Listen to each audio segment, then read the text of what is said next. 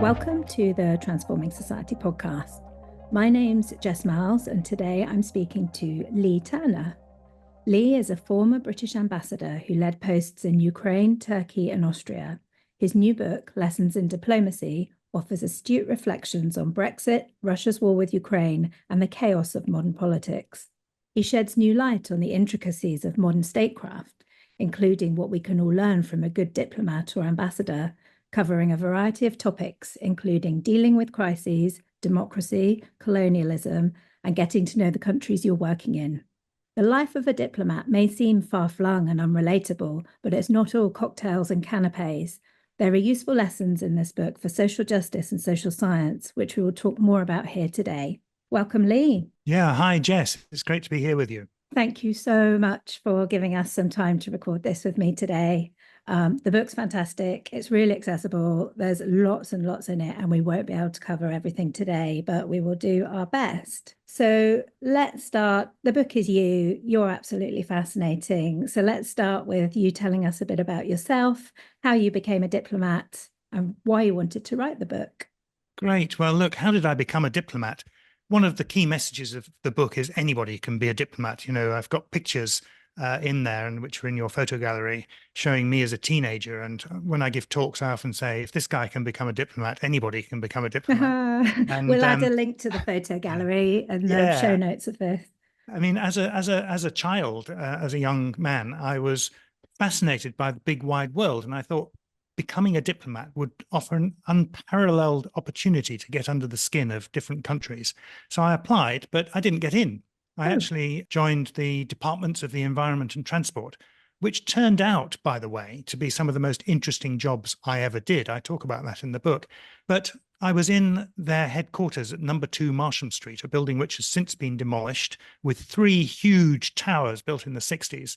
Really ugly building. And I would sit in my office and look out of the window, and I would think, if I have a really great career here, in 40 years, I'll be in a different window in this same building. And I thought, there must be something more than that. And so I applied again to the Foreign Office, and this time I got in. Okay. And things developed pretty well from there. I mean, as to how the book came about, my last job as a diplomat was as ambassador in Vienna. And it was a pretty tough time, to be honest. We had Brexit. Brexit was most of my job. And then we had COVID, I mean, 2 separate kind of plagues. But there were advantages. For example, because of Brexit, every single person in Austria wanted to know why on earth the Brits were doing this, from the president downwards. So that was good. And COVID turbocharged video conferencing. So I began mentoring other staff, mostly other heads of mission, other ambassadors around the world. And this idea of giving something back at the end of my career took hold. So the result was I wrote 12 blogs, one for each of my jobs, with a lesson for each. These are kind of life lessons which are applicable not just for diplomacy, but for anyone, actually, I hope. For example, why you should take a proactive approach to your career and how to do that. And then a publisher saw the blogs and asked me to write the book. Yeah. And those chapter titles, I think, they are interesting for everyone because it's so varied, isn't it? It's like how to build your networks and communicate with people, how to, well, I can't remember now off the top of my head, how to conduct yourself at parties, and then also the more serious, like, political bit as well. It's really well put together. And it's kind of like a collection of these fascinating anecdotes from your career. So I wondered if you could just tell us maybe a couple of stories now to give us a flavor of what the book's about. Sure. So some of the chapter titles, the first one actually is called How to Survive a Crisis, and number 2 is How to Tackle Terrorism. So there's a big issue things. And then later on, I've got one about how to know people, how to be interrogated, which is all about giving interviews and speeches, or how to craft a career. So very general as well as very specific. And yeah, the anecdotes, I include some very serious anecdotes. For example, I talk about diplomatic immunity. And I say how on the 17th of April, 1984, I was coming out of the office one day and I met a friend from the Foreign Office, and he said, something big's happened at the Libyan embassy. It's going to be on the news. And I thought, well, what's this? And it turned out that there had been a protest outside the Libyan People's Bureau in London, which is the title that the Libyan embassy had at that time. And somebody, one of the embassy staff, had leaned out of the window with an automatic weapon and sprayed the crowd below with bullets. And this person had killed a police officer, Yvonne Fletcher, a British police officer who was looking after the crowd. So this led to a huge crisis. And the Libyans said, well, we have diplomatic immunity. You can't investigate this crime. You can't do anything. We demand to leave. And the Brits said, well, no, we have to investigate this crime. And the Brits and the Libyans said, well, okay, we've got a baying mob outside your embassy in Tripoli. I'm sure we can find plenty of crimes you've committed, and we'll put all your people on trial too. Wow. And at the end of the day, what happened was that the Brits let the Libyans leave, all of them, even though we knew one of them was a murderer, and the British diplomats in Tripoli were able to leave too. So as you can see, it's something that remains, this diplomatic immunity idea remains very controversial, but it's a kind of necessary evil. So that's one little anecdote. And then can I just ask a question about what would happen if there wasn't diplomatic immunity? Like, or I suppose, what's your thoughts on diplomatic immunity? That's a very good question. So in countries where there is a rule of law, where the courts are independent and where the government can't influence the courts, you don't really need diplomatic immunity. For example, British diplomats are told you must always pay your parking fines. It sounds like a small thing, but it's very important. Or if, I was a diplomat and I did something against the terms of my, I killed somebody or I was stealing in, say, Germany or France, I would go on trial. I would not, the British government would waive my diplomatic immunity. But in countries where the courts are under complete control of the governments, for example, in Russia, it would just be too dangerous for diplomats to be in those countries without having diplomatic immunity, because the government could always trump up some kind of charge, as we've seen repeatedly recently in Russia, unfortunately. Journalists and basketball players, all sorts of people have been locked up and given long sentences, and then swapped for Russians who have actually been found guilty in a trial of murdering people. So unfortunately, you do need diplomatic immunity in some countries. That's fascinating. Thank you. And I interrupted you, so it'd be great if you could tell us the other story you were about to say. Yeah, no, I was just going to mention a less serious anecdote, but perhaps of great interest, which is how on earth do you get invited to a diplomatic cocktail party or a reception? Tell me. People long to get invited to these events. And if you're a diplomat and go to them all the time, you think, why on earth would anybody want to go? These boring speeches, long greeting lines, have to watch awful displays of folkloric dancing and singing and heavens knows what. But people do want to come. And I think there's three reasons. One is a sense of belonging. People long to belong to such an event as that. Maybe if you're British, you'd love to go to the British Queen's birthday party or the King's birthday party. The second reason is the reputation of embassies for skullduggery. Something weird is going on behind those high walls. Wouldn't it be interesting to get in and have a look and see what's going on there? And then the status. People think, high status people get invited to these things. I should be high status.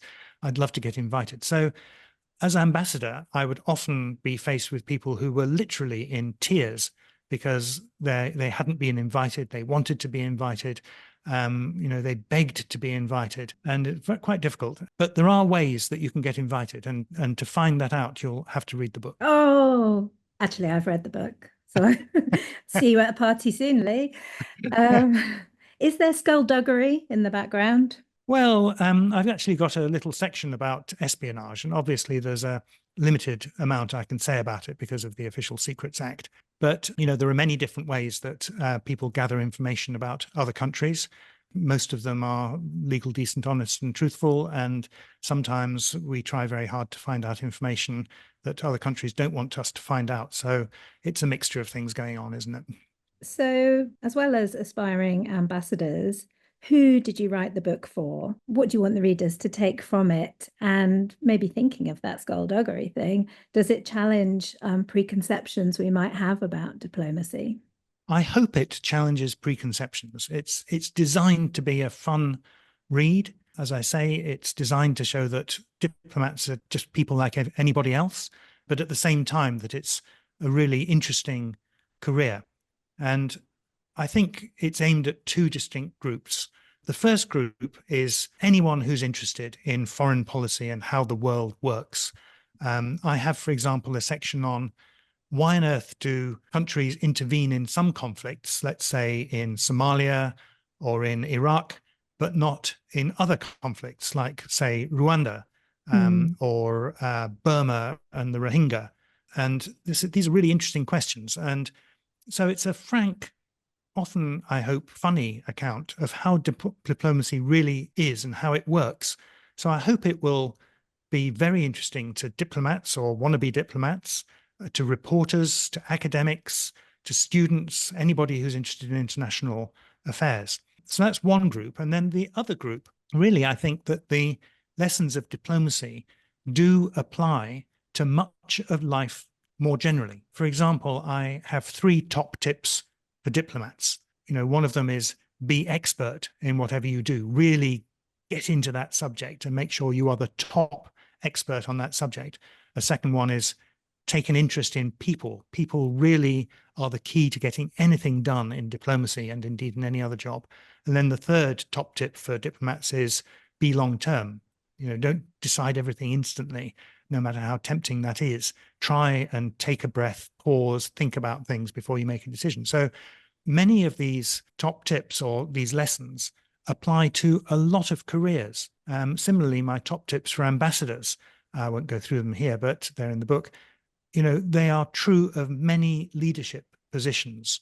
And I think and I hope that people will find a lot of the advice I give about diplomacy is actually true in many walks of life, from how to write a newspaper article, through how to blog, through how to do social media, through how to craft a successful career. It is really true. When I was reading the book, obviously you go into it thinking, oh, my job is so far from being a diplomat or an ambassador. How is this possibly going to apply? But the way you've written it is really relatable. And even in my job, you're thinking, because of that people bit and the leadership bit, it's how to relate to people in a kind and productive way, isn't it? I think it feels like there's a lot of that. People are the absolute heart of any job. It's not just the job of HR. It's the job of, if you're at the bottom of the organization, you really want to know your colleagues, you really want to know your bosses, you want to know your boss's bosses. If you're at the top of the organization, it's absolutely essential that you know everybody that's working with you and that you understand them, so that you can motivate them, so that you can find out what they want from the job and encourage them to do their best. Yeah, then you get the best out of people and the best out of the situation, don't you? This being Transforming Society podcast, I'm interested to go back to your point about how the book teaches us a lot about how the world works. So this podcast, we do tend to focus on social issues and social justice, and it'd be really interesting to talk to you about how that can be applied here. Could you speak to that a little bit? Sure. I do have a chapter 15 actually, which is how to make diplomacy reflect our changing world. Yes. And during my career, which lasted altogether 42 years, I saw many big changes in comms, in how we do diplomacy, in all kinds of things. And just to highlight a couple, I talk a lot about women and diplomacy. And one of the examples I give is Margaret Thatcher. Right. Of course, probably many listeners will think, well, Margaret Thatcher, not my favorite politician. But I saw quite a bit of her in my career, both when she was Prime Minister and later. And her role as Britain's first woman Prime Minister, in a way, reflects changes in society. And I remember generally not being a big fan of Margaret Thatcher myself when I was working as a diplomat. But when I was writing the book, I researched the European Council of December 1987. So that was a meeting of all the heads of state and government of the then members of the European community. And there was a picture of all of them. It was 12 heads of state and government, 12 foreign ministers, and then a load of other people who were from the commission and so on at the summit in Brussels. And out of all the 35 odd people in the picture, there is only one woman. Wow. And that is Margaret Thatcher. So, whether you like her or not, she really had to put up with a lot of men in suits.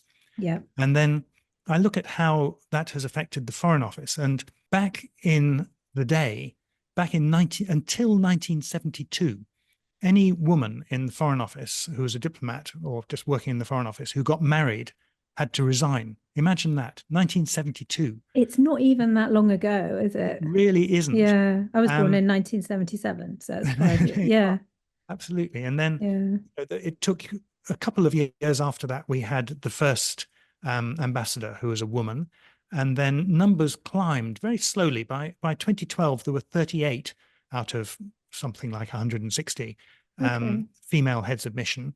But it was argued that they were often very junior.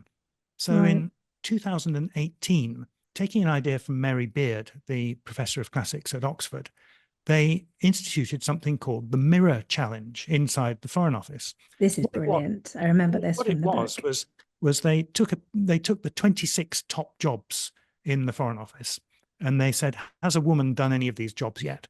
And there were 13 out of 26 a woman had done. So for those 13 positions in the Foreign Office, they put in a picture of that woman, the first woman who'd done the job. And then for the other 13, they put in a mirror. And the idea was that women or anybody, maybe an ethnic minority, could look, or somebody with different sexuality, whatever it was, somebody who was disabled, could look in those mirrors and could say to themselves, maybe I could do that job one day. And by 2024, so 6 years after they'd done it, 10 out of the 13 mirrors had changed to being pictures of women. So big posts like Abuja in Nigeria, Berlin, Paris, Tokyo, Washington, New Delhi, they all had female heads of mission.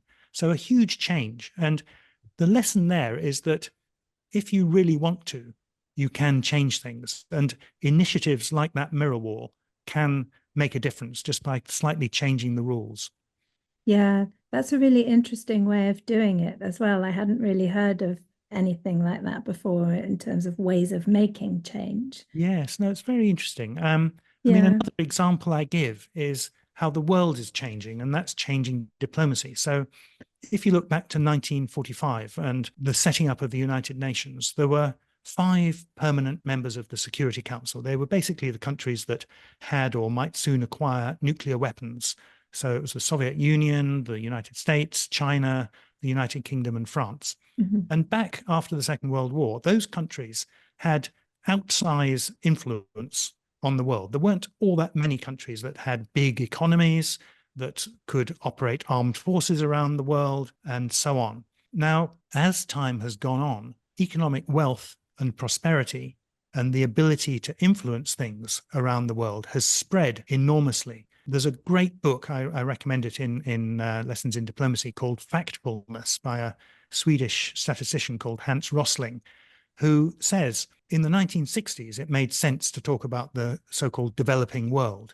But now in the 2000s, it doesn't really, because nearly all of those countries, which were lower income countries, are now as rich as Western Europe was back in the 50s. He makes the comparison between Egypt now and Sweden in the 1950s and saying they roughly the same in real terms, roughly the same GDP per capita. And what this means is, of course, there are still many very poor countries and there's still enormous inequality in the world. But what it means is that there are literally dozens of countries which can run a very sophisticated foreign policy and which can influence things around the world. And the voice and the military might and the economic might of the biggest and richest countries has got relatively much less. And what that means is that in order to get things done, for example, climate change negotiations, where it's basically one country, one vote, you have to have much better, much more sophisticated diplomacy, and you have to be much more persuasive without being able to shake a big stick at people. So although you might think that the world is still dominated by a few countries, actually it's much less dominated than it used to be. And that poses both challenges and opportunities for diplomats. That's fascinating. So power is a lot less concentrated, and there's a lot more different countries to with skin in the game, I suppose. Yeah, Yeah, I yeah. think so. Well, I think the country's always had skin in the game, but they have more ability really to influence what's going on. Oh, You interesting. see it in some very unwelcome areas as well, of course, that more and more countries want to have nuclear weapons. They say, why should we obey the non-proliferation treaty, which says that only those 5 countries can have nuclear weapons? We want them too. It's not fair. They're not getting rid of their nuclear weapons, which is actually a pretty fair point. It's a fair point, but And yeah, so we should have them too. But no rational observer would want more and more countries to have nuclear weapons. So it no. does pose challenges as well as opportunities. What's your overall view of that change? Do you think it's that kind of spreading out a little bit of power? Is that a good thing generally? Does it lead to more balance and more kind of mutual decision making? I think generally it's an excellent thing because it Okay. reflects hundreds of millions of people being lifted out of severe poverty. If you look at the statistics for China, for example, a few decades ago, they had a big majority of its people were living on less than $1 a day. Yeah. They had extreme poverty, or in India or in much of Africa a few decades ago. And now hundreds of millions of those people have been lifted into relatively good standards of living.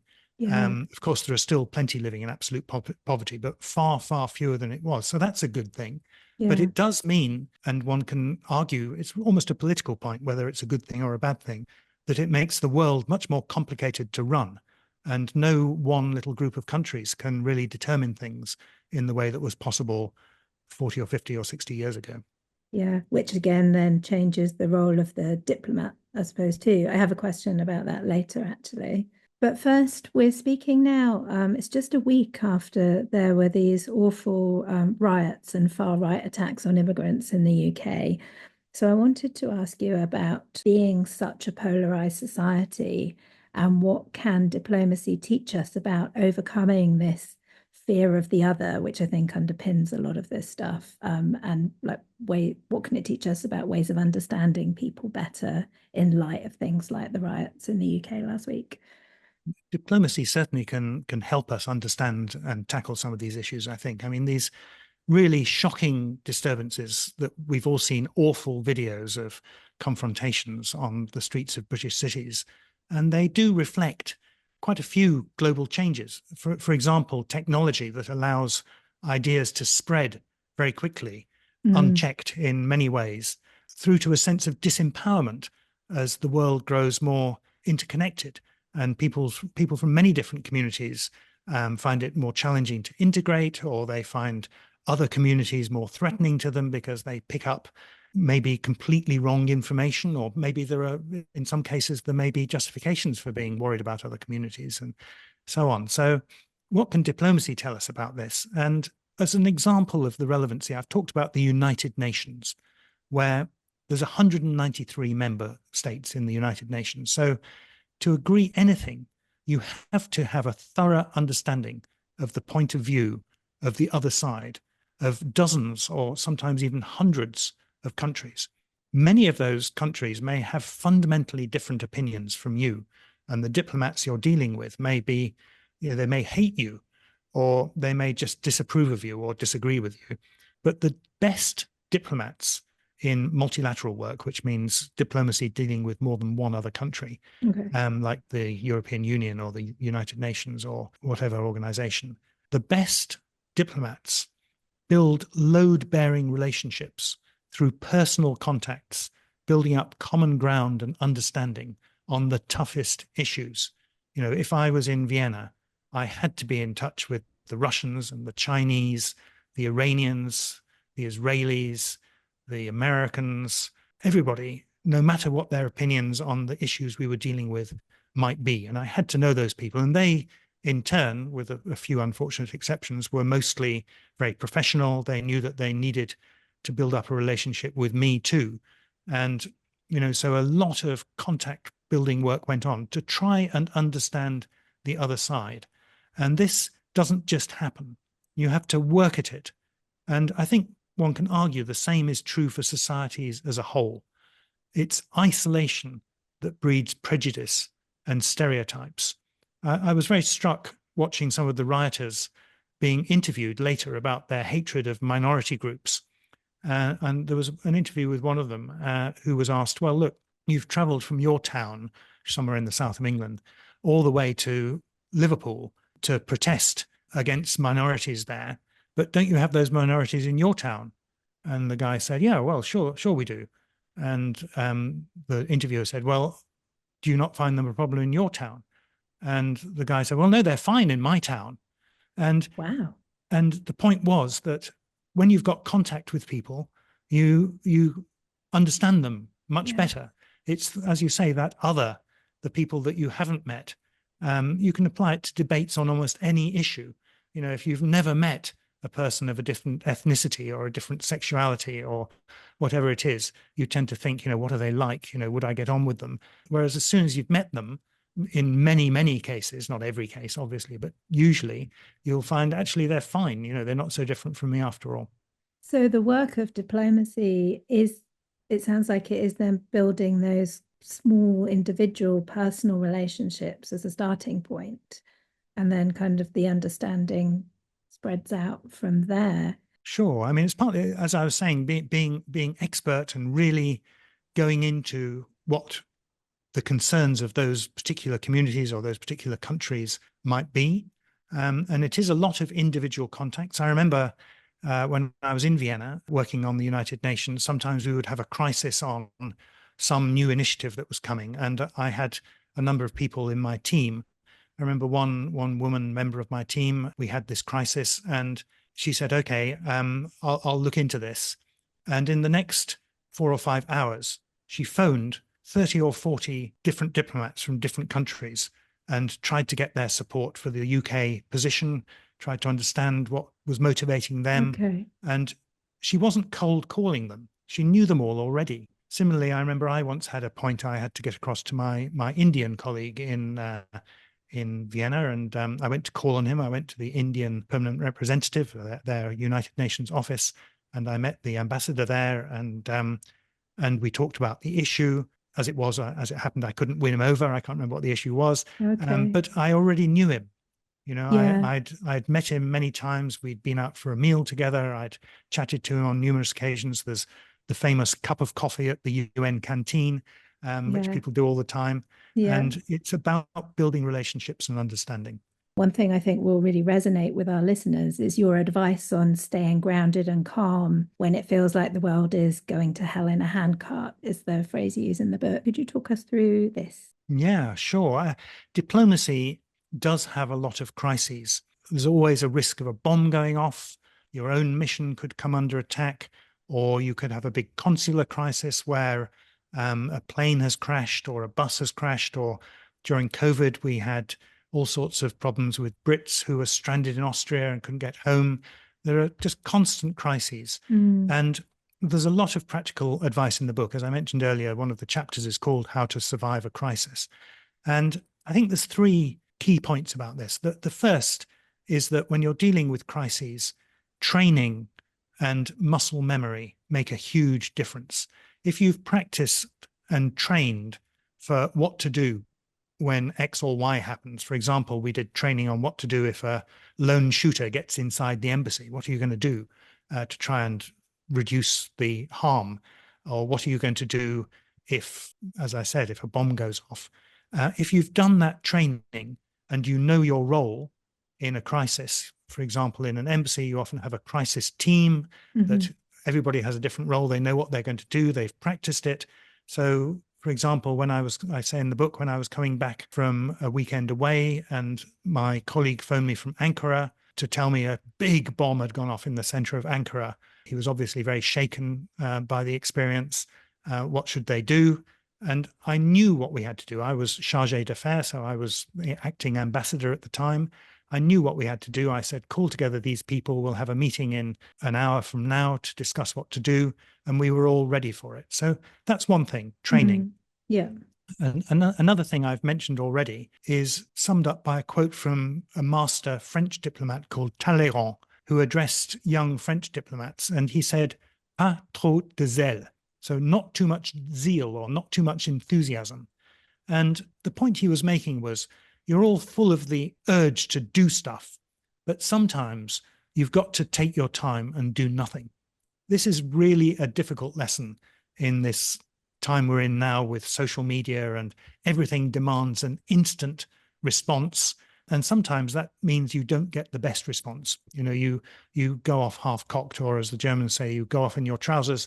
It's if you're going to take an important decision, try, if possible, to take your time and try to come to the best decision, not the quickest. And this really comes to the third point, which is, when you're in a crisis, to remember what's important and what's not important. I illustrate this in the book with the example of Robin Cook, who was Foreign Secretary under the Labour government that came in 1997. And in August 1997, Robin Cook was on his way in a car with his wife, Margaret, sitting next to him, when Alistair Campbell phoned him up, the press secretary from number 10 Downing Street, and said, "Disaster. The News of the World has found out that you're having an affair with your secretary or somebody in your office called Gaynor. This is a disaster for the government because it'll make us look like we don't have any morals. Quickly, you've got to decide within an hour, are you going to stay with Margaret, or are you going to divorce her and have a relationship with Gaynor?" And Robin Cook was literally in the car with Margaret sitting next to him. Both Alistair Campbell and Margaret Cook have written accounts of this in their respective memoirs, so it's not private in that sense. But you have to feel a bit sorry for Robin Cook. I mean, even though you may have a moral position that he shouldn't have been having an affair, to have to make that decision, which was going to fundamentally affect his life, Margaret's life, and Gaynor's life, so quickly, made no sense, just so as not to embarrass the government. And, a wiser government might have said, well, actually, whether one of our members of our government is having an affair or not is neither here nor there. Look at what they do in France, where heads of state have affairs and nobody bats an eyelid, or in Austria, where nobody's really interested in the sexual orientation or the peccadillos of ministers, as long as they're doing a good job. So those would be my three things for dealing with a crisis. Number one, training. Number two, take your time if you can. And number three, focus on what's important. Yeah, it does apply to everything, doesn't it? Even like the really way we personally react to things going wrong, or people saying things that we're not comfortable with. We're all often like a bit too quick to come back, or about taking a breath and seeing the big picture, isn't it? A lot of the time. You spoke a little bit earlier about diplomacy in a changing world, which is one of the chapters of the book. And some of the opportunities that presented and how it's changed the role of the diplomat. So I wanted to ask you what you think the future of diplomacy looks like. Towards the end of the book, you talk about the impact of technology, and you say better communications have robbed foreign services of their gatekeeper function. So I'm guessing you would disagree that we're seeing the death of diplomacy or anything like that, but there is something here in how that role of the diplomat is changing, I think. There's a lot in it. When I first became a diplomat back in the 1980s, if a government wanted to send a secret message to another government, or wanted to send a secret message to its own embassy in another country, it relied on the Foreign Office or on its foreign service to encrypt a message, send it, decrypt it. It was very labor intensive. Then you got computers doing it, but it was still really complicated. And the rest of the world, non-outside governments, couldn't send classified information, and probably they couldn't speak each other's languages either. So there was, as you say, a huge gatekeeper function for foreign services. Now, every phone has on it encrypted communications that governments can't crack. And huge proportions of the world, particularly in the professional world, speak different languages. Many people speak English, often with a British or an American accent. So the gatekeeper function has gone. But at the same time, I believe that the book should make clear that the need to understand other peoples and other countries will never go out of fashion. I quote in the book the newspaper, The Times, from the 1870s, saying, why do we need diplomats now when you have the telegraph and you can send instructions immediately that arrive in real time at the other end of a telephone line? So why do we need highly paid ambassadors and experts out there in wherever it is, Istanbul or Beijing or Tokyo? Back in 1870, it was the British embassy in Istanbul had just burned down, and the Times was saying, why do we need such a big embassy? We don't really need these diplomats. But if you look at the big crises of the world, Russia, Ukraine, the Middle East, China, I mean, even the UK's relationship with Europe, they all need people who have a deep understanding of other people, other cultures, and other countries. Diplomacy is, as I say in the book, in constant flux, and communications are a great example. But I do think that understanding people and places remains as important as it ever was. And I don't think that's going to change in a hurry.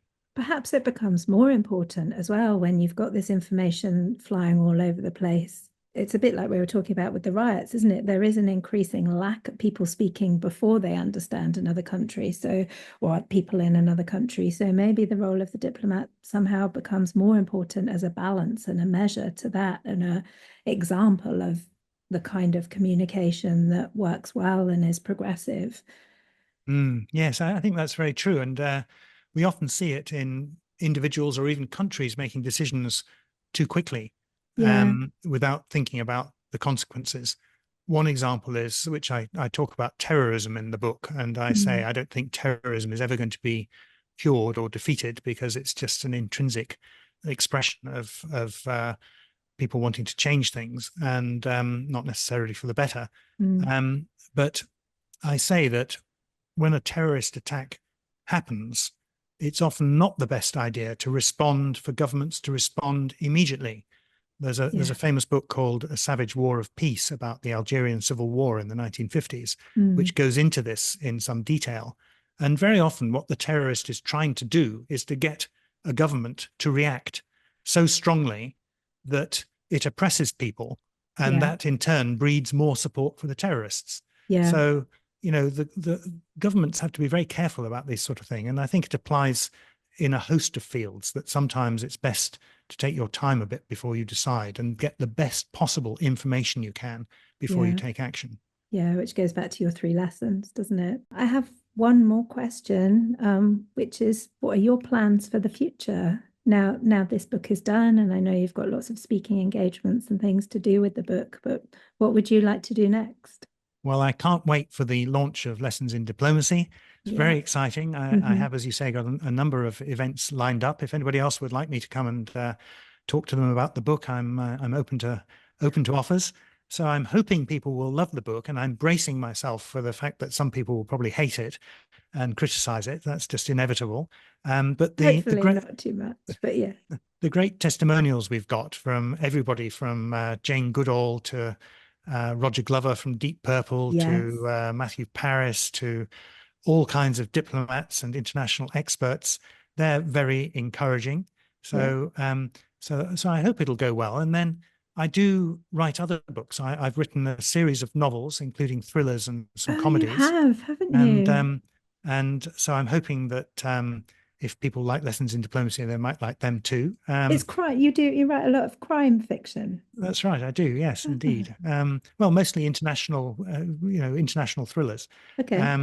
And then I'm currently working on a set of comedies set in the Foreign Office, which is yet unpublished. So I'll be working on those and hoping I can get those published. So, I love writing, and I'm hoping that people will enjoy Lessons in Diplomacy.